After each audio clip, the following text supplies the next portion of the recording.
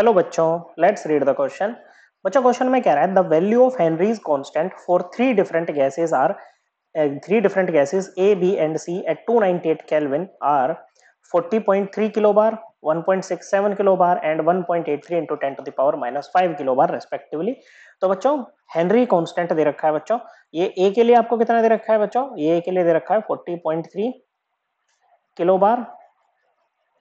B के लिए आपको हेनरी कांस्टेंट कितना दे रखा है बच्चों? ये आपको दे रखा है 1.67 किलो बार।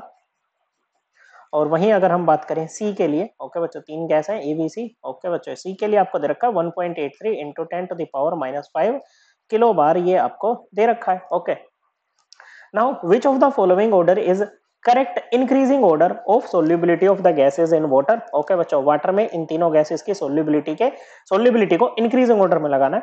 और सोल्यूबिलिटी होता है बच्चों the maximum amount of solute that can be dissolved in a solvent at a specified temperature. Okay बच्चों, तो देखो ये जो क्वेश्चन है बच्चों, ये हमारा हेनरीज लॉ के ऊपर बेस्ड है। ओके बच्चों, किसके ऊपर बेस्ड है? हेनरीज लॉ के ऊपर बेस्ड है, जो कि किसकी बात करता है बच्चों? ये बात करता है solubility of gases in liquid. किसकी बात करता है बच्चों? Solubility of gases in liquid की बात करता है बच्चों। ये कहता है बच्चों the solubility of a gas in a liquid is directly proportional to partial pressure of the gas present above the surface of liquid or solution।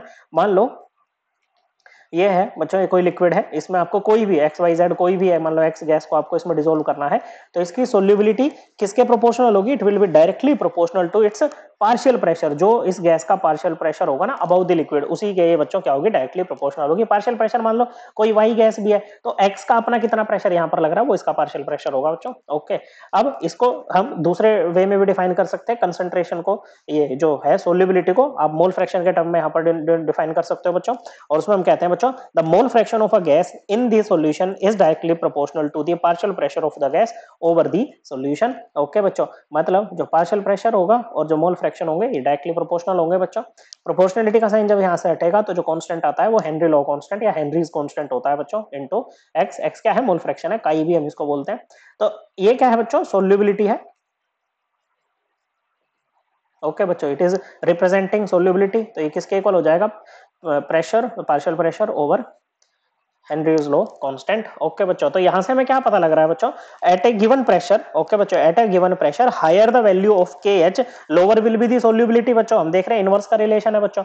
Okay, तो इन तीनों में से जिसका जिसका के एच सबसे ज्यादा है ना बच्चों, उसकी सोल्यूबिलिटी क्या होगी? सबसे कम होगी। तो वो ए गैस है जिसका के एच सबसे ज्यादा है बच्चों, तो इसकी सोल्यूबिलिटी सबसे कम। ओके, उसके बाद बी आ जाएगी बच्चों, और सबसे ज्यादा जो सोल्यूबिलिटी होगी वो किसकी होगी बच्चों? सी गैस की होगी। मतलब हमारा इंक्रीजिंग ऑर्डर बन जाएगा ए बी सी।